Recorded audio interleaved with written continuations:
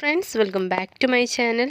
ഞാനിന്ന് വന്നിട്ടുള്ളത് വളരെ ഉപകാരപ്രദമായിട്ടുള്ള ഒരു വീഡിയോ ആയിട്ടാണ്. നമ്മുടെ തലയിലും അതുപോലെ നെഞ്ചിലൊക്കെ കെട്ടി നിൽക്കുന്ന കഫക്കെട്ടും അതുപോലെ ചുമയൊക്കെ മാറ്റിയെടുക്കാൻ പറ്റുന്ന ഒരു അടിപൊളി റെമഡി ആയിട്ടാണ് ഇന്നത്തെ വീഡിയോയിൽ വന്നിട്ടുള്ളത്.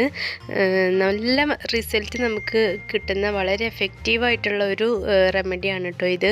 ഒറ്റ യൂസിൽ തന്നെ നമുക്കതിൻ്റെ മാറ്റം അറിയാൻ പറ്റും. അത്രയും നല്ലൊരു റെമഡിയാണ്. നമുക്കത് നമ്മുടെ നെഞ്ചിലും ഒക്കെ കെട്ടി നിൽക്കുന്ന ഒരു കഫൊക്കെ ഇങ്ങനെ ഉരുകി ഒലിച്ച് വരുന്നത് നമുക്കറിയാൻ പറ്റും.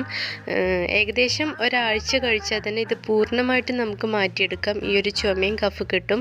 അപ്പോൾ നമുക്കിത് എങ്ങനെയാണ് തയ്യാറാക്കുന്നതെന്ന് നോക്കാം. ഇതിന് കുറച്ച് കൂടുതൽ ഇൻഗ്രീഡിയൻസ് നമുക്ക് ആവശ്യമുണ്ട്, എന്നാലും നമുക്ക് നല്ല റിസൾട്ട് കിട്ടുന്ന ഒരു റെമഡിയാണ്. അപ്പോൾ ഇത് എങ്ങനെയാണ് തയ്യാറാക്കുന്നതെന്ന് നമുക്കൊന്ന് നോക്കാം.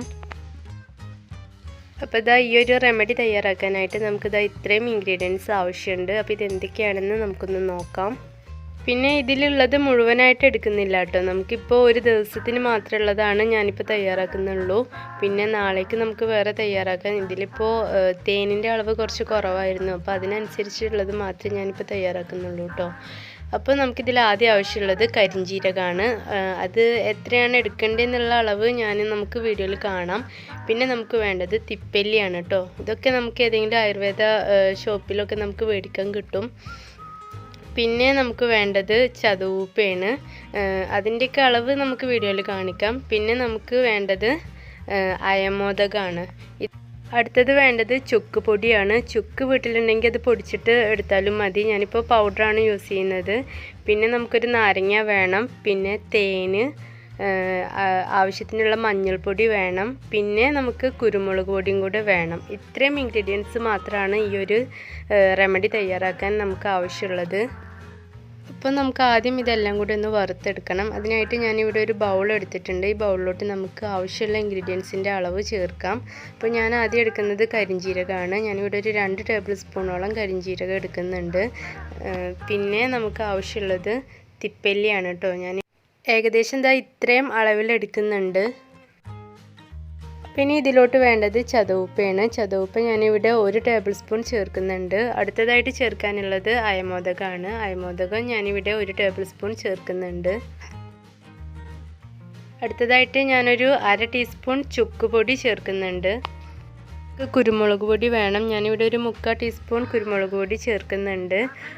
നമുക്ക് എരിവിനനുസരിച്ചിട്ടാണ് കേട്ടോ ചേർക്കേണ്ടത്. ഇനി നമുക്കിതിൻ്റെ അളവ് കൂട്ടുകയും കുറയ്ക്കുകയൊക്കെ ചെയ്യാം.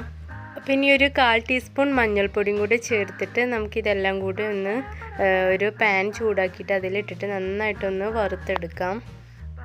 ലോ ഫ്ലെയിമിലിട്ടിട്ട് വേണം കേട്ടോ വറുക്കാൻ, അല്ലെങ്കിൽ അത് അടി പിടിക്കും, ചിലപ്പോൾ കരിയാനൊക്കെ ചാൻസ് ഉണ്ട്. അപ്പോൾ ലോ ഫ്ലെയിമിലിട്ടിട്ട് നന്നായിട്ട് നമുക്ക് വറുത്തെടുക്കാം.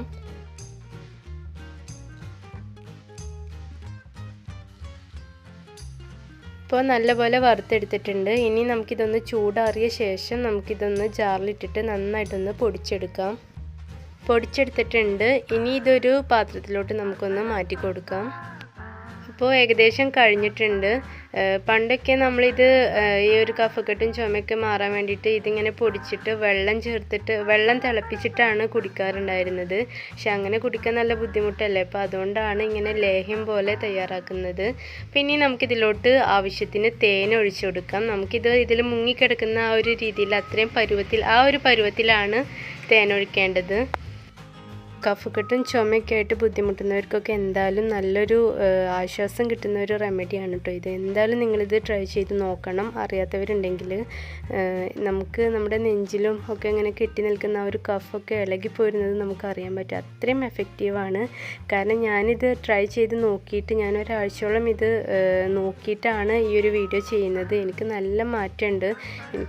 പിന്നെ നമുക്കിതിലോട്ട് ലാസ്റ്റായിട്ട് ചേർക്കാനുള്ളത് നാരങ്ങ നീരാണ്. നാരങ്ങയുടെ ഒരു പകുതി നാരങ്ങ നമുക്ക് മതി.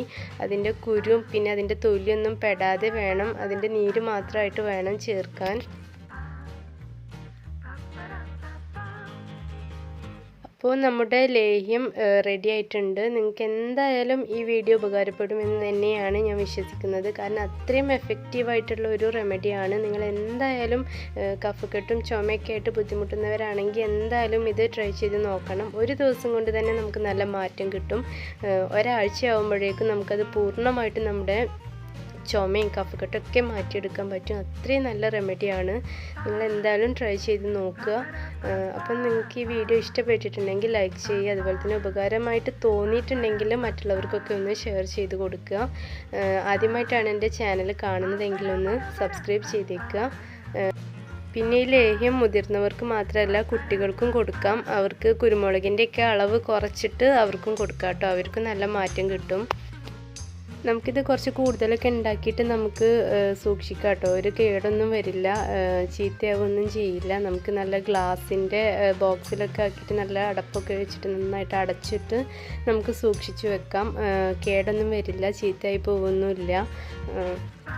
ഈ റെമഡി ഒന്ന് ട്രൈ ചെയ്ത് നോക്കിയതിന് ശേഷം നിങ്ങളുടെ അഭിപ്രായം കമൻറ്റ് ബോക്സിൽ എന്തായാലും ഒന്ന് കമൻറ്റ് ചെയ്യണം കേട്ടോ. അപ്പോൾ നമുക്ക് അടുത്ത നല്ലൊരു വീഡിയോയുമായി വീണ്ടും കാണാം. താങ്ക്